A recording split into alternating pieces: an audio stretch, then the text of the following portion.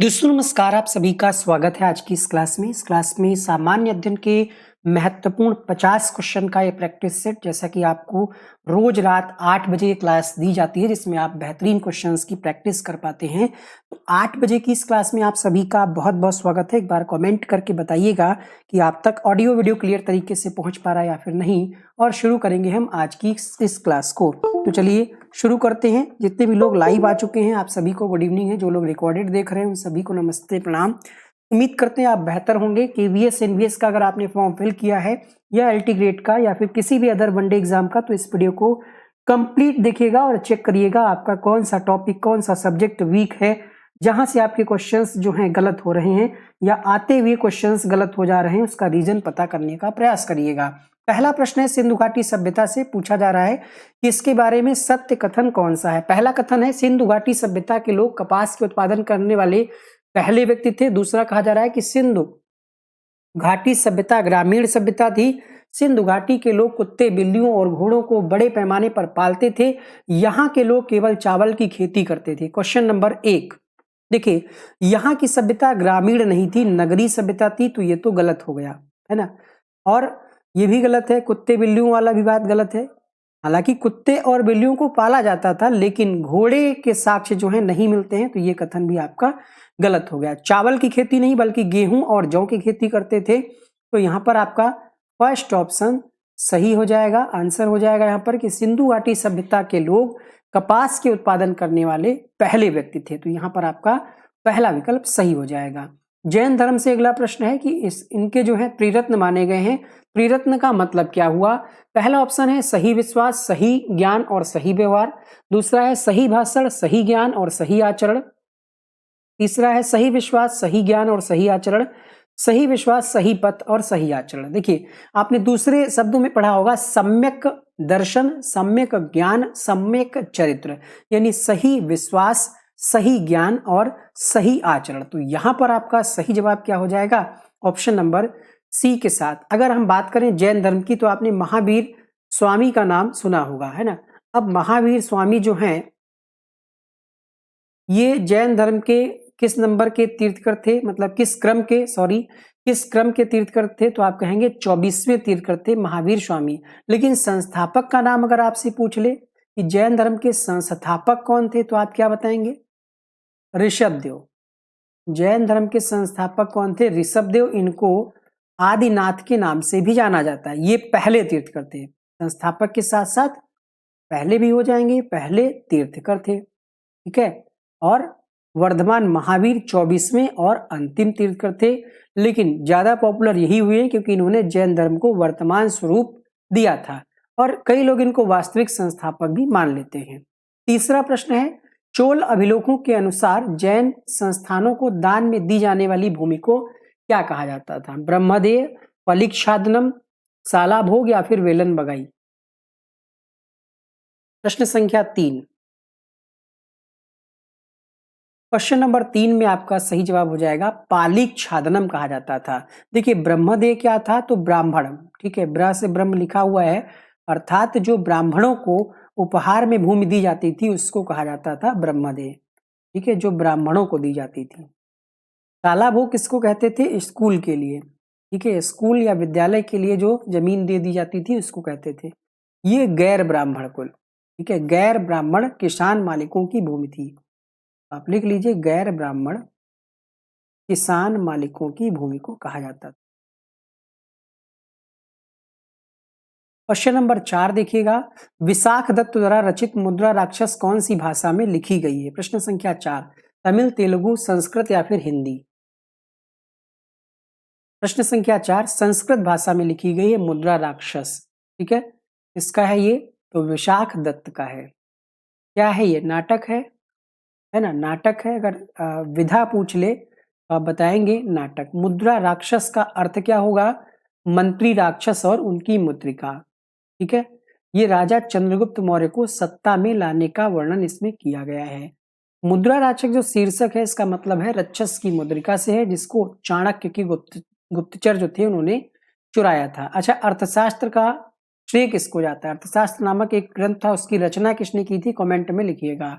निम्नलिखित में से किस शासक के शासन काल में भारत का पहला मुद्रा रुपया मुद्रित हुआ? क्वेश्चन नंबर 5, पहला मुद्रा जो है मुद्रित हुआ शेर शाह सूरी के शासनकाल में। तो पांचवें प्रश्न में आपका आंसर हो जाएगा ऑप्शन नंबर बी के साथ, शेर शाह सूरी इस प्रश्न के लिए सही जवाब हो जाएगा। 1540 से 1545 इनका कार्यकाल रहता है और इसी के दौरान इन्होंने रुपया नामक चांदी का सिक्का जारी किया। 178 ग्रेन का ये सिक्का था और भारतीय रुपए का अग्रदूत भी इसी को माना जाता है, सिक्के को। निम्नलिखित में से किसके शासनकाल में मुगलों और मराठों के बीच द्वंद्व प्रारंभ हुआ? अकबर, जहांगीर, शाहजहां या फिर औरंगजेब? प्रश्न संख्या 6, मुगलों और मराठों के बीच द्वंद्व जो है ये कब प्रारंभ हुआ? प्रश्न संख्या 6 में आपका सही जवाब हो जाएगा औरंगजेब। औरंगजेब के शासनकाल में ये संघर्ष काफी बढ़ जाता है, लेकिन प्रारंभ पूछ रहा है तो यहां पर आंसर ये नहीं होगा। शुरू कब हुआ है ना, तो शुरू हुआ था शाहजहां के शासनकाल। शुरू कब हुआ था? शाहजहां के शासनकाल में। और इसमें गति कब हुई, मतलब बढ़ा कब ये? तो औरंगजेब के शासनकाल में। डिपेंड करेगा प्रश्न पूछ क्या रहा है। यहां पर आंसर जाएगा प्रश्न संख्या 6 के लिए सी के साथ। कई जगह इसका आंसर डी भी मिलता है, कई परीक्षा संस्थाएं जो हैं इसको औरंगजेब मान लेती हैं। अब डिपेंड करेगा कि भाई वो आयोग क्या मतलब क्या मानता है ना। तो एक आध प्रश्न में ऐसा विवाद रहता है। किस गवर्नर जनरल को स्थानीय स्वशासन का पिता कहा जाता है? Lord Ripon, Lord Wellesley, Lord Canning, इनमें से कोई नहीं। सातवें प्रश्न में आंसर हो जाएगा लॉर्ड रिपन। भारत में स्थानीय स्वशासन का जनक लॉर्ड रिपन को कहा जाता है। क्यों? 1882 में 1882 में स्थानीय स्वशासन की स्थापना की गई थी। ब्रिटिश साम्राज्य में अवध का विलय कब हुआ? 1853, 1854, 1855 या 1856? प्रश्न संख्या 8, 1856 में, ठीक है, 7 फरवरी को ब्रिटिश साम्राज्य में मिलाया गया था। उस समय भारत के गवर्नर जनरल कौन थे? प्रश्न बन सकता है। तो लॉर्ड डलहौजी थे उस समय। लॉर्ड डलहौजी इस समय भारत के गवर्नर जनरल थे, जिन्होंने कुशासन के आरोप में अवध के अंतिम नवाब वाजिद अली शाह को पदच्युत कर दिया था। निम्नलिखित में से किसने बंगाल के विभाजन 1905 के विरोध में हुए आंदोलन का नेतृत्व किया था? सुरेंद्रनाथ बनर्जी, सी आर दास, आशुतोष मुखर्जी, रविंद्रनाथ टैगोर?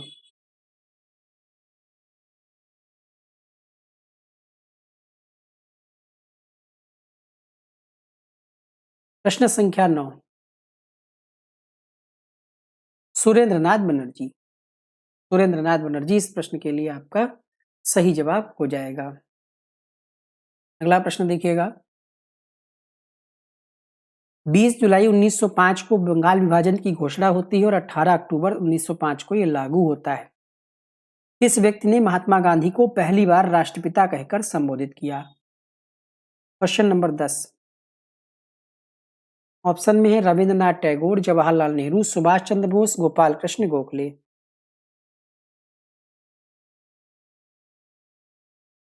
प्रश्न संख्या 10 में आंसर हो जाएगा सुभाष चंद्र बोस।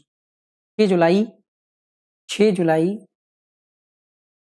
1944 सिंगापुर से रेडियो में एक भाषण आया था उनका। उसी दौरान सुभाष चंद्र बोस ने महात्मा गांधी को राष्ट्रपिता कहकर के संबोधित किया था। सत्यशोधक समाज की स्थापना कब हुई?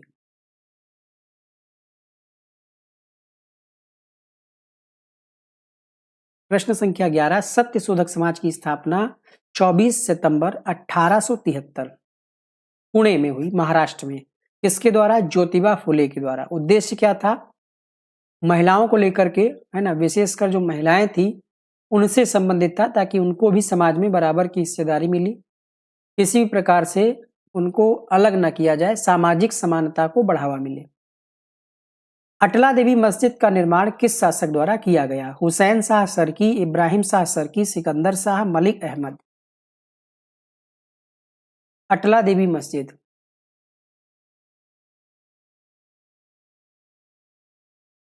हुसैन शाह सरकी। तो यहां पर आंसर हो जाएगा 12वें प्रश्न में पहला विकल्प। निर्माण पूछ रहा है। अटला देवी मस्जिद का निर्माण हुसैन शाह सरकी ने करवाया था। है कहाँ ये? है कहाँ ये? वर्तमान में कहाँ है?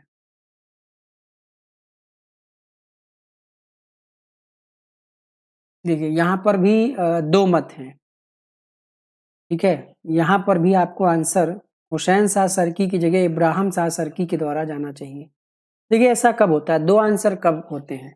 एक होता है कि जैसे किसी ने प्लानिंग कर ली किसी, ठीक है, कि ये मंदिर या ये मस्जिद यहाँ पर बनेगी, लेकिन उसको वास्तविक धरातल पे कौन लाया, तो इब्राहिम शाह सरकी। तो यहाँ पर 12 का बी के साथ जाइएगा और इसको आप क्रॉस चेक करिएगा कि कई जगह इसका आंसर आपको हुसैन शाह सरकी भी देखने को मिल सकता है, लेकिन आप अड़े रहिएगा इब्राहिम शाह सरकी के साथ। ठीक है, जौनपुर वास्तुकला का ये उत्तम नमूना है ये। ठीक है, इसका यही आंसर होगा, ए नहीं होगा। क्वेश्चन नंबर 13 है, अलाउद्दीन के समय भू राजस्व की दर उपज का कितना भाग था? 1/2, 3/4, 1/4, 1/5। क्वेश्चन नंबर 13 में आंसर हो जाएगा 1/2 भाग था अलाउद्दीन खिलजी के समय। और अलाउद्दीन खिलजी पहला सुल्तान था जिसने भू राजस्व की दर को उपज का 50% तक बढ़ा दिया था। तो पहला ऑप्शन सही हो जाएगा। 50% का है या आधा का? भारतीय संविधान को डैश की समानता अपने नागरिकों को वचन देता है। किसकी समानता?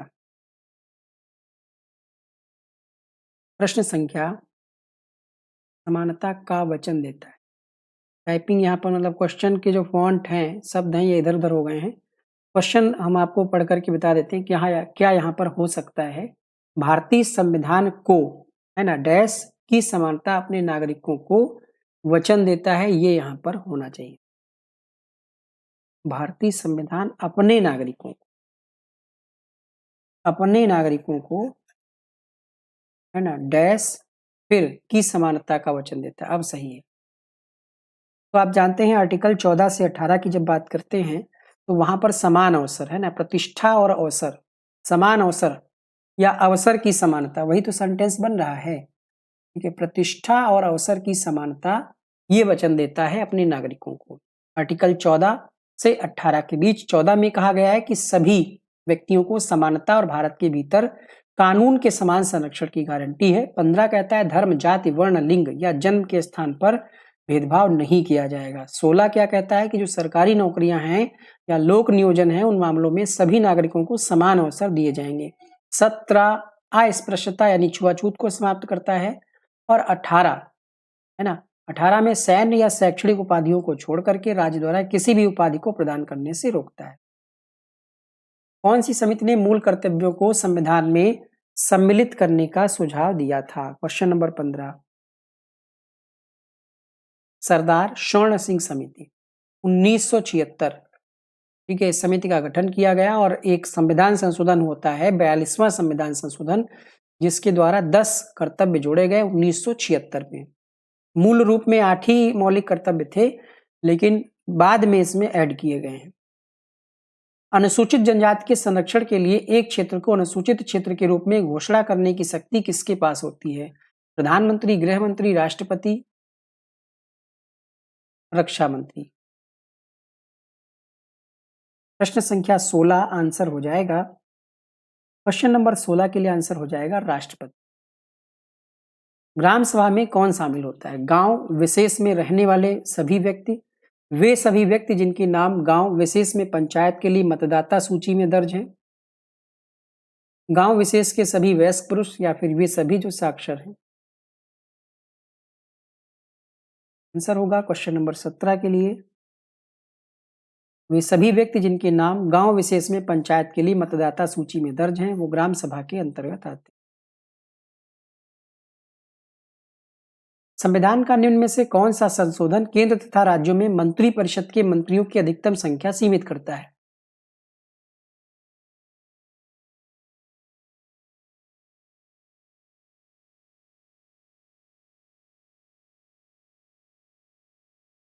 क्वेश्चन नंबर 18 आंसर हो जाएगा। 91वें क्रम का जो संविधान संशोधन है, इसमें कहा गया है कि जो कुल कैबिनेट होगी, है ना, उनमें जो मंत्रियों की संख्या होगी वो किस हिसाब से होगी? कुल सदस्य संख्या के 15% से अधिक नहीं होगी। ये कहता है 91वें क्रम का संविधान संशोधन, जो कब आया? 2003 में। निम्न में से कौन सा एक संवैधानिक संस्था नहीं है? संघ लोक सेवा आयोग, राज्य लोक सेवा आयोग, वित्त आयोग, नीति आयोग। प्रश्न संख्या 19।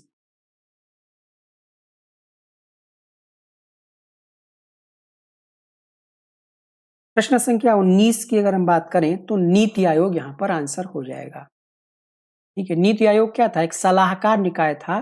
2015 में योजना आयोग के स्थान पर इसको जो है स्थापित किया गया था। ये किसी कानून के तहत नहीं, ठीक है, इसीलिए ये एक संवैधानिक और ना ही सांवैधानिक निकाय है। अगला प्रश्न देखिएगा, बाकी जो है संघ लोक सेवा आयोग, राज्य लोक सेवा आयोग। तो संघ लोक सेवा आयोग पढ़ेंगे 315 से 323 में इनका वर्णन है।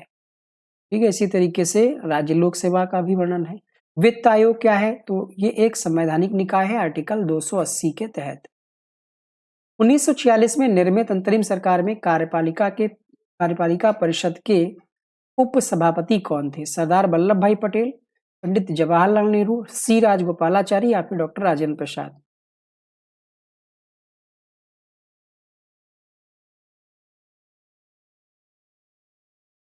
प्रश्न संख्या 20 आंसर हो जाएगा यहाँ पर जवाहरलाल नेहरू, पंडित जवाहरलाल नेहरू उप सभापति पूछा है, ध्यान रखिएगा। भारतीय संविधान के किस अनुच्छेद में केंद्र शासित प्रदेशों के लिए उच्च न्यायालय का प्रावधान है?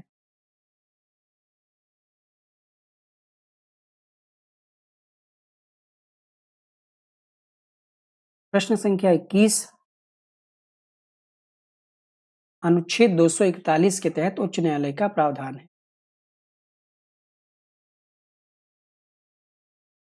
लोकसभा के स्पीकर का निर्वाचन होता है संसद के सभी सदस्यों द्वारा, प्रत्यक्ष रूप से जनता द्वारा, लोकसभा के सभी सदस्यों के द्वारा, लोकसभा के बहुमत प्राप्त दल के सदस्यों के द्वारा।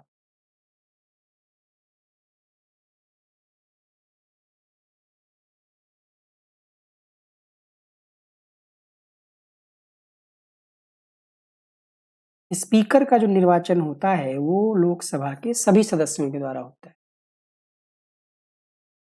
निम्नलिखित में से कौन से मामले उच्च न्यायालय और उच्चतम न्यायालय की अधिकारिता में आते हैं?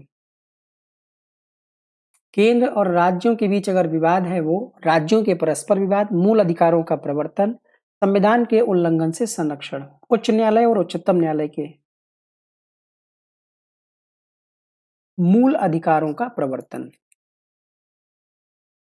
दोनों में पूछ रहा है, जो हाईकोर्ट और सुप्रीम कोर्ट दोनों में आए। सर्वोच्च न्यायालय भारतीय संविधान के अनुच्छेद 32 यानी 32 के तहत मूल अधिकारों के प्रवर्तन के लिए रिट जारी करता है, जो 5 प्रकार की रिट आप पढ़ते हैं। उच्च न्यायालय अनुच्छेद 226 के तहत रिट जारी कर सकता है। और केंद्र और राज्यों के बीच अगर कोई विवाद है तो वो सर्वोच्च न्यायालय के मूल अधिकार क्षेत्र आर्टिकल 131 के अंतर्गत आता है। गोल्डन ट्रिंगल एक विशिष्ट क्षेत्र है जो मादक द्रव्यों की तस्करी के लिए प्रसिद्ध है। कौन सा जो है इसका भाग नहीं है? प्रश्न संख्या 24 आंसर हो जाएगा। प्रश्न संख्या 24 के लिए यहाँ पर कंबोडिया इसका भाग नहीं है ना। थाईलैंड, म्यांमार और लाओस की सीमाओं पर स्थित है ये। कंबोडिया इसका हिस्सा नहीं है। अंतरराष्ट्रीय प्रवासी दिवस कब मनाया जाता है? 9 जनवरी, 18 दिसंबर, 24 दिसंबर, 24 जनवरी।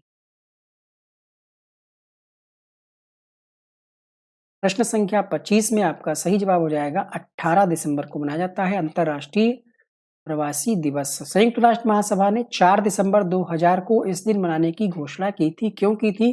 ताकि जो प्रवासी हैं उनको भी हम लोग थोड़ा सा सम्मान दें। लोसूंग कहाँ का लोकप्रिय नृत्य है? लद्दाख, सिक्किम, त्रिपुरा, हिमाचल प्रदेश। सिक्किम का है प्रसिद्ध ये। भूटिया और लेपचा जनजातियों के द्वारा सेलिब्रेट किया जाता है।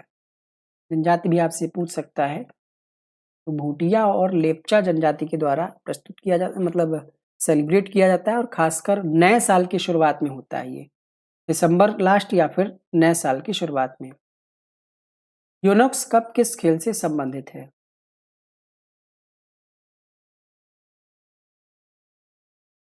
27वां प्रश्न है, आंसर हो जाएगा बैडमिंटन से संबंधित है योनेक्स कप। सूरजताल झील किस राज्य में है? ताल, ताल से आप समझ गए होंगे, है ना? लेकिन जो आप समझ रहे हैं वो सही नहीं है। तो लग रहा था कि उत्तराखंड होगा लेकिन नहीं। यहाँ पर आपका आंसर जाएगा हिमाचल प्रदेश। ठीक है? भारत की तीसरी सबसे ऊंची झील है ये। वंदे भारत ट्रेन का संचालन करने वाली पहली महिला ड्राइवर कौन बनी? रजनी देसाई, सुरेखा यादव, अवनी राज या फिर कोई नहीं?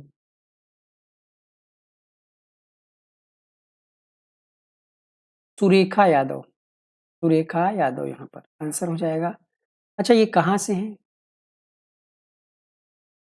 India's first female loco pilot train driver.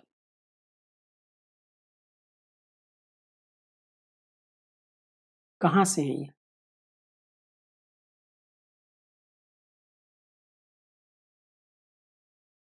Maharashtra से हैं। ठीक है? रबी फसल की बुआई की जाती है मार्च से जुलाई तक, अक्टूबर नवंबर, अप्रैल जून, जनवरी मार्च।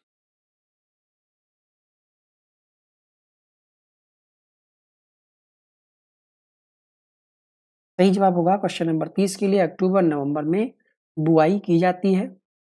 नवंबर की बजाय थोड़ा बहुत दिसंबर भी आप मान सकते हैं, अक्टूबर से दिसंबर। ठीक है? इसके लिए ठंडी जलवायु की आवश्यकता होती है। कटाई की बात करें तो गर्मी की शुरुआत में, जैसे गेहूं, जौ, चना, मटर, सरसों। जूट उत्पाद में अग्रणी राज्य कौन सा है? असम, गुजरात, केरल, पश्चिम बंगाल। पश्चिम बंगाल। पूरे देश का 50% से अधिक उत्पादन यही करता है अकेले। किस भारतीय राज्य की अधिकतम सीमा म्यांमार से लगती है? अरुणाचल प्रदेश, मणिपुर, मिजोरम, असम। 32। 32 में आपका आंसर हो जाएगा ऑप्शन नंबर ए के साथ अरुणाचल प्रदेश। भारत के उत्तरी मैदानों में शीत ऋतु में वर्षा होती है लौटते मानसून से, पश्चिमी विक्षोभ से, अरब मानसून से या फिर कोई नहीं?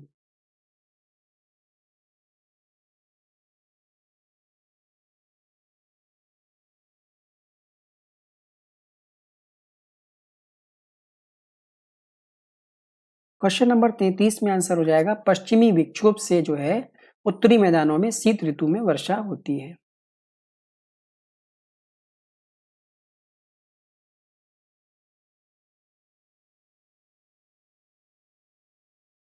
कॉफी पोर्ट के नाम से जाना जाता है साओ पोलो को, सेंटोस को, मैनचेस्टर को या फिर कोई नहीं?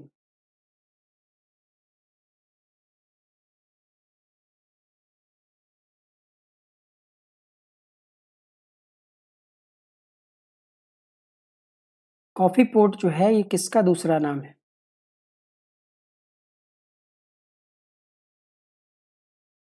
सेंटोस। ब्राजील में स्थित है ये। इसको सेंटोस बंदरगाह या विश्व का कॉफी पोर्ट या कॉफी पत्तन के नाम से जाना जाता है, क्योंकि दुनिया में कॉफी का जो है सबसे बड़ा निर्यातक बंदरगाह है। नंदा देवी चोटी किस हिमालय का भाग है? पंजाब, नेपाल, कुमायूं, असम।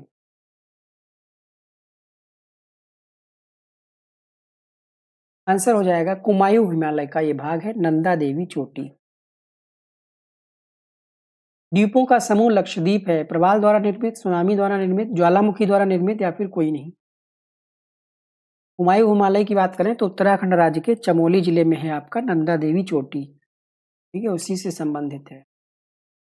36वें प्रश्न में आंसर हो जाएगा द्वीपों का समूह जो लक्षद्वीप है ये प्रवाल द्वारा निर्मित है, तो यहाँ पर पहला विकल्प सही हो जाएगा। दूध गंगा किसकी सहायक नदी है? कृष्णा नदी की सहायक नदी है दूध गंगा। भार का एसआई मात्रक क्या है? जो आसान क्वेश्चन है इसमें समय खराब नहीं करेंगे, बस रिवीजन के तौर पे इनको पढ़ लीजिए। न्यूटन। भार, एसआई मात्रक। एसआई मात्रक पूछ रहा है ना? देखिए भार क्या होता है? किसी वस्तु पर लगने वाले गुरुत्वाकर्षण के रूप में। ठीक है? और भार वास्तव में एक बल है, इसलिए इसका न्यूटन ही होता है। कुछ लोग किलोग्राम सोच रहे हैं, किलोग्राम होगा लेकिन एसआई मात्रक नहीं होगा। जोंक निम्नलिखित में से किस संघ से संबंधित है? जोंक, एनिलिडा, मोलस्का, प्रोटोकॉर्डेटा, प्लेट हेमेल्थीज।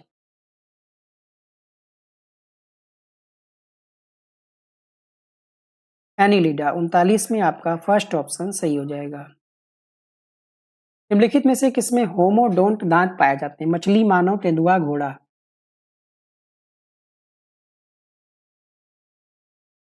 प्रश्न संख्या 40। मछली, होमोडोंट दांत जो है मछली में पाए जाते हैं। अब ये होते क्या हैं? होमोडोंट दांत का मतलब क्या है? क्या आप जानते हैं? जानते हैं तो बताइएगा। हिंदी में कहते हैं समदंत, यानी सभी दांत आकार और माप में एक जैसे, है ना? जैसे मनुष्य में क्या होता है, कोई दांत 3-4 टाइप के होते हैं ना, उसमें आप पढ़ते हैं कृदंत, रदनक वगैरह वगैरह, लेकिन मछली में सभी एक जैसे दांत होते हैं। मनुष्यों के पाचन तंत्र में उत्सर्जित कौन सा अम्ल होता है? Sulphuric, nitric, antacid, hydrochloric.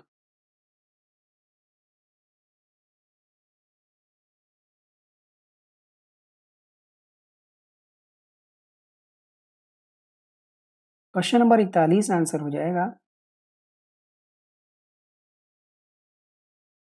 Hydrochloric.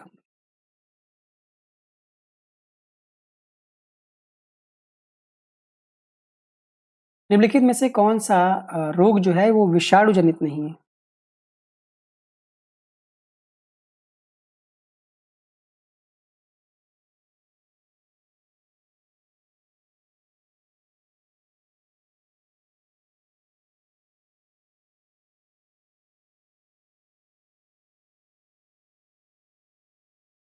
तपेदिक जो है ये विषाणु जनित रोग नहीं है। 1949 में भारत सरकार द्वारा नियुक्त राष्ट्रीय आय समिति का अध्यक्ष कौन था?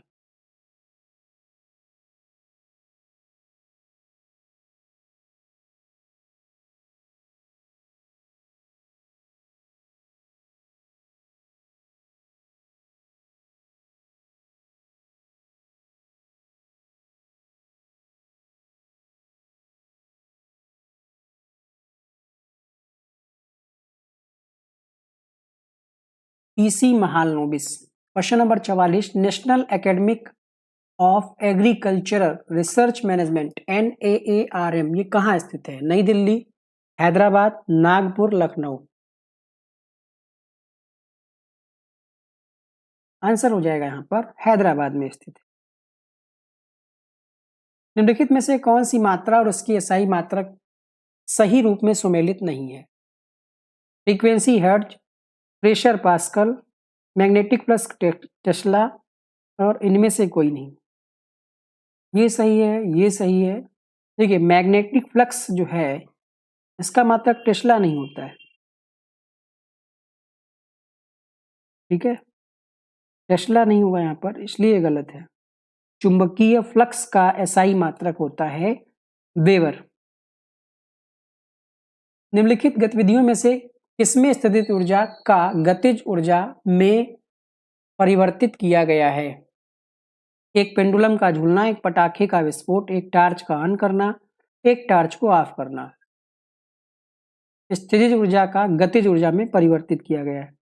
तो एक पेंडुलम का झूलना है ना, वो रखा रहता है लेकिन उसको परिवर्तित कर दिया, टांग दिया गया तो वो झूल रहा है। अगला प्रश्न देखिएगा, क्वेश्चन नंबर 47 से कुछ फिजिक्स से क्वेश्चन है। निम्नलिखित में से कौन सी भौतिक इकाई एक वस्तु की स्थिर या एक समान गतिशील स्थिति में बदलती है या बदलने का प्रयास करती है? बल, संवेग, जड़त्व या फिर द्रव्यमान। बदलती है। बल की परिभाषा है एक तरीके से, है ना? पहला नियम है कि किसी वस्तु की एक समान गतिशील स्थिति में परिवर्तन या परिवर्तन का प्रयास बल द्वारा किया जाता है। बल क्या है? एक धक्का है, खिंचाव है। गुरुत्वाकर्षण के सार्वत्रिक नियम से संबंधित नहीं है। प्रश्न संख्या 48, वह बल जो हमें पृथ्वी से बांधता है। चंद्रमा और सूर्य के कारण ज्वार, चंद्रमा के चारों ओर पृथ्वी की गति, पृथ्वी के चारों ओर चंद्रमा की गति। 48 आंसर हो जाएगा चंद्रमा के चारों ओर पृथ्वी की गति। देखिए ये जो नियम है सार्वत्रिक नियम, इसके अंतर्गत आ जाता है वह बल जो हमें पृथ्वी से बांधता है, ठीक है? और ये भी आ जाता है, ये भी आ जाता है, लेकिन पूछ रहा है संबंधित नहीं है, तो आंसर हो जाएगा चंद्रमा के चारों ओर पृथ्वी की गति, क्योंकि वास्तव में पृथ्वी के चारों ओर चंद्रमा की गति होती है, ना कि उल्टा। यहाँ पर उल्टा दिया गया है। पानी का क्वथनांक बिंदु कितना है? 0, 4, 100 या फिर 212 फ़ारेनहाइट।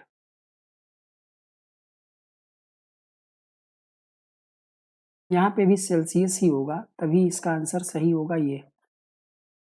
पानी का क्वथनांक बिंदु वो होता है जिस पर पानी उबलता है और भाप में बदल जाता है। 100 हो जाएगा। और 49 के लिए सी विकल्प। निम्नलिखित में से किस विद्युत चुंबकीय तरंग की तरंग दैर्घ्य सबसे कम होती है? एक्स अवरक्त किरणें, रेडियो तरंगें या फिर गामा किरणें? आंसर होगा यहाँ पर गामा किरण। क्वेश्चन नंबर 50 यहाँ पर कंप्लीट होते हैं 50 क्वेश्चन। आपका क्या कुछ स्कोर रहा कमेंट बॉक्स में बताइएगा। अन्य जो क्लासेज हैं उनकी प्लेलिस्ट भी यहाँ पर हम लगा देंगे, आप नीचे क्लिक करके देख सकते हैं। इस वीडियो में इतना ही, मिलते हैं नेक्स्ट वीडियो में नई क्लास के साथ। बेहतरीन क्वेश्चंस की प्रैक्टिस करते रहिए रोज रात 8 बजे।